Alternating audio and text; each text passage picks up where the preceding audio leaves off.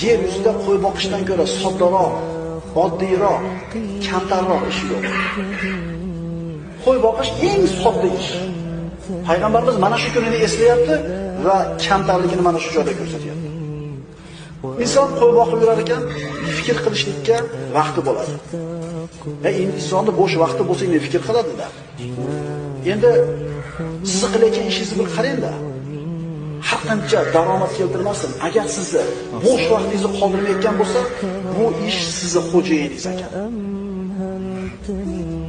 Sizning ishingiz sizga bo'sh vaqtni qoldirmayotgan bo'lsa, na oilangiz bilan o'tirgani, na o'zingiz haqida fikr qilgani, na bir dam olgani, huzur qilgani, demak bu ish emas musulmon odam uchun.